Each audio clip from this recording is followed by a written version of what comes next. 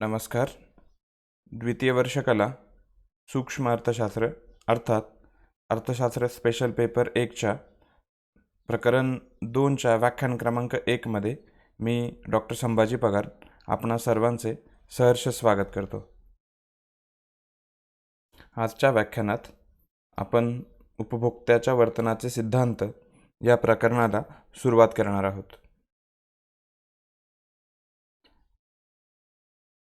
आपण इयत्ता 12वीत बघितलेलं आहे. उपयोगिताची व्याख्येचा आपण अभ्यास केलेला आहे. वस्तूच्या अंगी गरज पूर्ण करण्याची क्षमता जी असते ती क्षमता म्हणजे उपयोगिता होय. ही व्याख्या आपण इयत्ता 12वीत बघितलेली आहे. आता आपण त्याच्या आणखी खोलवर जाऊन उपयोगिता ही जी संकल्पना आहे तिचा अभ्यास करणार आहोत. तर या पूर्ण व्याख्यानात आपण उपयोगितेचा अर्थ, उपयोगितांच्या विविध ज्या व्याख्या आहेत, मॉरिस डॉब असेल किंवा इतर अर्थशास्त्रज्ञांनी ज्या काही व्याख्या केलेल्या आहेत त्यांचा अभ्यास करणार आहोत. त्याचबरोबर उपयोगितेचे जे काही विविध प्रकार आहेत त्यांचा अभ्यास करणार आहे आणि त्यासंबंधीचे जे प्रश्न आहेत त्यांचा अभ्यास आपण या व्याख्यानात करणार आहोत. ओके. प्रत्येक वस्तूमध्ये व्यक्तीची गरज पूर्ण करण्याची क्षमता असते आणि म्हणून तो व्यक्ती बाजारातून त्या वस्तूची मागणी करतो आपली स्वतःची उपयोगिता पूर्ण करण्यासाठी. आता बाजारामध्ये अनेक प्रकारच्या वस्तू उपलब्ध असतात आणि ग्राहक त्या वस्तूंची मागणी करत असतात त्यांच्या उपयोगितानुसार. आता ग्राहक बाजारात मागणी का करतात किंवा वस्तूची मागणी का करतात, तर याचं उत्तर असं आहे की वस्तूमध्ये लोकांची गरज पूर्ण करण्याची क्षमता असते आणि म्हणूनच त्या गरज पूर्ण करण्याच्या क्षमतेला आपण उपयोगिता असं म्हणतो. आता ज्या वस्तूमध्ये उपयोगिता अधिक असते त्या वस्तूला ग्राहक अधिक मागणी करतात किंवा त्या वस्तूमध्ये उपयोगिता जर समजा अधिक असेल तर ग्राहक त्या वस्तूची अधिक किंमत द्यायलाही त्या ठिकाणी तयार होतात. आता त्याचबरोबर उपयोगितेच्या बाबतीत जर बोलायचं ठरलं तर वस्तूची उपयोगिता ही व्यक्तीनुसार बदलत असते आणि प्रत्येक वस्तूची उपयोगिता ही वेगवेगळ्या व्यक्तींसाठी वेगवेगळी असते. त्याचबरोबर उपयोगिता ही व्यक्तिसापेक्ष आहे, ती व्यक्तींच्या मानसिकतेवरही त्या ठिकाणी अवलंबून आहे, कारण ती एक मानसिक संकल्पना आहे. आणि त्याचबरोबर उपयोगितेच्या विविध गुणधर्मानुसार उपयोगितेचे वेगवेगळे प्रकार केले जातात की जे आपण पुढच्या स्लाइडमध्ये बघणार आहे. आता उपयोगितेची जर समजा व्याख्या करायचं ठरलं तर उपयोगिता ही उपभोक्त्याच्या समाधानाची किंवा आनंदाची एक स्थिती आहे असं मॉरिस डॉब यांनी व्याख्या केली आहे. किंवा वस्तू वा सेवेमध्ये मानवी गरज पूर्ण करण्याची शक्ती म्हणजे उपयोगिता होय. थोडक्यात काय तर उपयोगिता ही एक मनस्वी संकल्पना आहे आणि वस्तूची गरज पूर्ण करण्याची जी क्षमता आहे त्या क्षमतेला आपण उपयोगिता असं म्हणतोय. आता अर्थशास्त्र या विषयाचा ज्यावेळी आपण अभ्यास करतोय त्यावेळी ज्या काही विविध संकल्पना असतील किंवा सिद्धांत असतील किंवा जे नियम असतील तर ते नियम विचारात घेत असताना उपयोगिता ही संकल्पना खूप महत्त्वाची आहे. उदाहरणार्थ मागणीचा नियमाचा ज्यावेळी आपण अभ्यास करतोय त्यावेळी उपयोगितेचा नियमाचा आधार आपल्याला घ्यावा लागतो, जे आपण पुढच्या प्रकरणात बघणार आहे. आता साधारणतः उपयोगिता ही जी संकल्पना आहे ही उपयोगिता ही संकल्पना वस्तू आणि सेवा या दोन संदर्भातही वापरली जाते आणि त्या वस्तूचा वापर करत असताना मानवाला तिच्या वापरापासून लाभ किंवा समाधान मिळत असतं आणि म्हणूनच मानवाची गरज त्यातून पूर्ण होत असते. म्हणून उपयोगिता म्हणजे सेवेमध्ये मानवी गरज पूर्ण करण्याची शक्ती अगर क्षमता अशी व्याख्या उपयोगितेची केली जाते. आता मानवी गरज पूर्ण झाल्यानंतर तिच्यापासून किती उपयोगिता मिळाली हे आपण सांगू शकतो, परंतु ती आकड्यात सांगणं जरासं कठीण आहे. म्हणजे किती उपयोगिता मिळाली हे आकड्यात जसं 1, 2, 4, 10 अशा स्वरूपात उपयोगिता सांगणं हे जरा कठीण आहे, कारण व्यक्ती परत्वे ती उपयोगिता वेगवेगळी असू शकते. त्याचबरोबर ती आपल्याला उघडपणे दिसणार नाही आहे किंवा उघडपणे सांगता येणार नाही, कारण ती अदृश्य असते.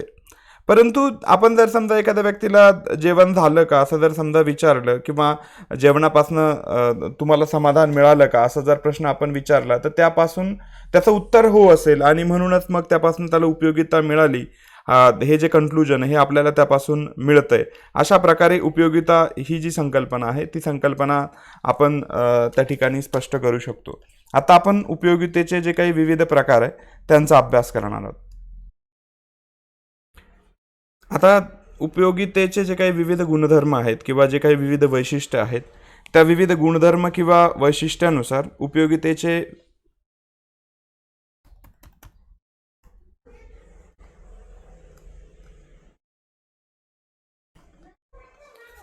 आता उपयोगितेचे जे काही विविध गुणधर्म आहेत किंवा विविध वैशिष्ट्ये आहेत त्यांच्यानुसार उपयोगितेचे विविध प्रकार आहेत, ते केले जातात. मग हे उपयोगितेचे प्रकार विविध गुणधर्मानुसार किंवा वैशिष्ट्यानुसार कोणकोणते आहेत त्याचा अभ्यास आपण करणार आहोत.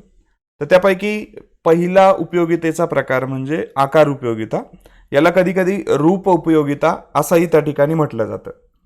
आता आपणास माहिती आहे की प्रत्येक वस्तूचा आकार हा वेगवेगळा असतो, भिन्न असतो. त्या आकारानुसार त्या वस्तूची उपयोगिता जी आहे ती उपयोगिता बदलत असते. आता वस्तूचा आकार जो आहे तो वस्तूचा आकार हा बऱ्याचदा विविध आपण नगांमध्ये मोजत असतो, विविध एककांमध्ये आपण मोजत असतो. आणि या वस्तूचा आकार जसा बदलेल त्याच पद्धतीने त्या वस्तूची उपयोगिता जी आहे ती उपयोगिता ही बदलणार आहे. उदाहरणार्थ आपण समजा 2 मीटर कापड घेतलं तर त्या 2 मीटर कापडापासून व्यक्तीला फारशी उपयोगिता मिळणार नाही. परंतु जर त्याच कापडापासून आपण जर समजा शर्ट तयार केला तर निश्चितपणे त्या कापडापासून मिळणाऱ्या उपयोगितेपेक्षा शर्टपासून मिळणारी उपयोगिता जास्त असेल. म्हणजेच कापडाचं रूपांतर ज्यावेळी शर्टमध्ये झालं त्यावेळी निश्चितपणे त्या कापडाची जी उपयोगिता आहे ती उपयोगिता वाढली. म्हणजे शर्टपासून मिळणारी उपयोगिता आहे ती उपयोगिता वाढली. याचाच अर्थ याच्यात कापडाचं रूपांतर शर्टमध्ये झाल्यानंतर ती जी उपयोगिता आहे ती उपयोगिता वाढली. यालाच आपण आकार उपयोगिता असं म्हणतो. किंवा बऱ्याचदा आपण ज्यावेळी वेगवेगळं फर्निचर बनवत असतो तर फर्निचर हे आपण लाकडापासून बनवत असतो. तर ज्यावेळी त्या लाकडापासून मिळणाऱ्या उपयोगितेचा आपण जर समजा विचार केला तर ती कमी असेल. परंतु जर समजा आपण त्या लाकडाचा टेबल किंवा खुर्च्या बनवल्या तर निश्चितपणे त्या टेबल किंवा खुर्चीपासून व्यक्तीला मिळणारी उपयोगिता जास्त असेल. म्हणजेच काय तर ज्यावेळी लाकडाचं रूपांतर खुर्चीत किंवा फर्निचरमध्ये झालं त्यावेळी त्याचं रूप बदललं आणि या बदलत्या रूपाबरोबरच त्या वस्तूपासनं मिळणारी उपयोगिता, व्यक्तीला मिळणारी उपयोगिता ही वाढली. आणि म्हणून याला आपण रूप उपयोगिता किंवा आकार उपयोगिता असंही त्या ठिकाणी म्हणत असतो.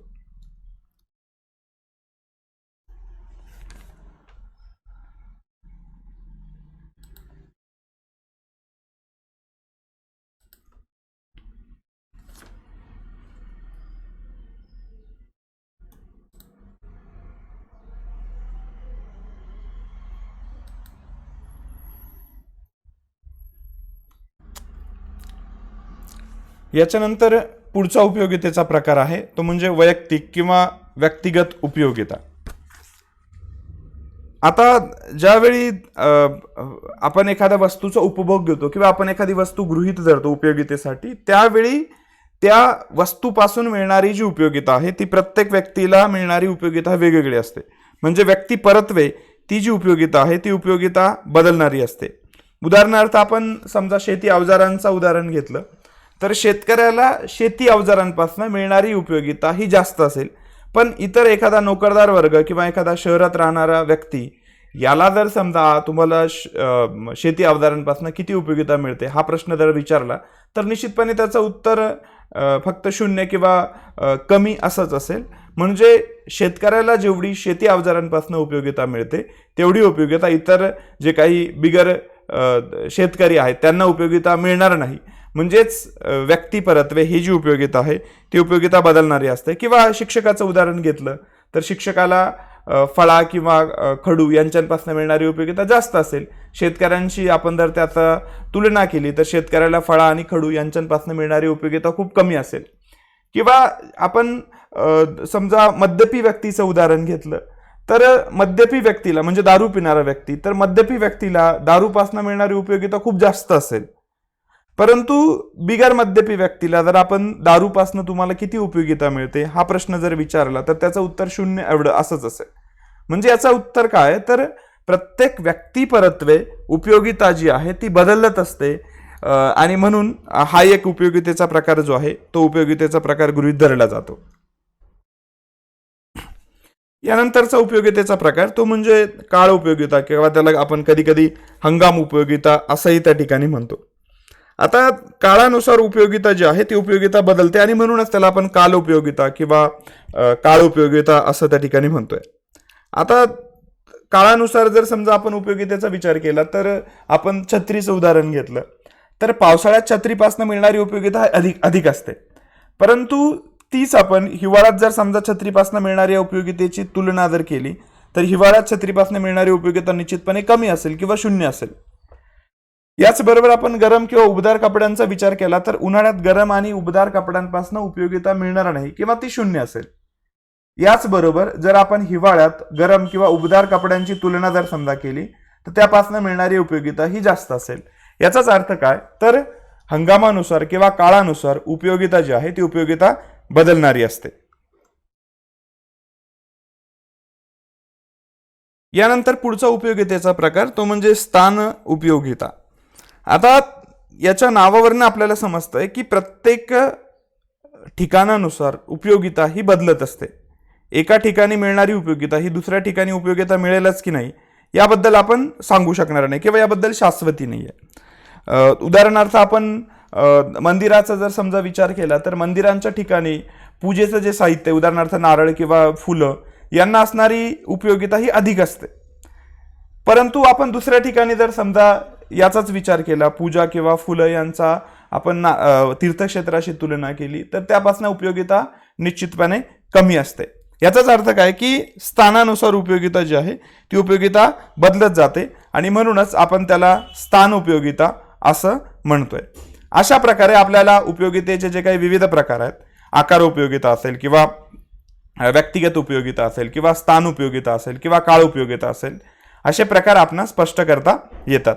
आता याच्या बरोबर आपण ज्यावेळी उपयोगितेचा खऱ्या अर्थाने विचार करणार आहे त्यावेळी आपण ह्या प्रकारांचा विचार न करता एकूण उपयोगिता किंवा सीमांत उपयोगिता या संकल्पनांचा आपण विचार करणार आहे. आता एकूण उपयोगिता म्हणजे काय तर व्यक्तीने सेवन केलेले जे काही सर्व नग आहे त्या सर्व नगांपासून मिळणारी उपयोगिता म्हणजे एकूण उपयोगिता होय. तर सीमांत उपयोगिता म्हणजे काय तर व्यक्तीला शेवटच्या नगापासून मिळणारी जी उपयोगिता आहे ती उपयोगिता म्हणजे सीमांत उपयोगिता होय. आणि याच्या आधारे आपण जे काही घट्ट सीमांत उपयोगितेचा नियम असेल किंवा समसीमांत उपयोगिता सिद्धांत असेल यांचा अभ्यास आपण करणार आहे. थोडक्यात अशा प्रकारे आपणास उपयोगितेचे जे विविध प्रकार आहेत ते विविध प्रकार स्पष्ट करता येतात. पुढच्या व्याख्यानात आपण अंकदर्शक उपयोगिता दृष्टिकोन आणि घट्ट सीमांत उपयोगितेचा नियम हे जे काही सब टॉपिक आहे दुसऱ्या प्रकरणाचे त्याचा आढावा घेणार आहेत. आता ह्या प्रकरणावर आपणास परीक्षेत उपयोगितेच्या व्याख्या करा किंवा उपयोगितेचे विविध प्रकार करा अशा स्वरूपाचे लघुत्तरी प्रश्न विचारले जाऊ शकतात. धन्यवाद.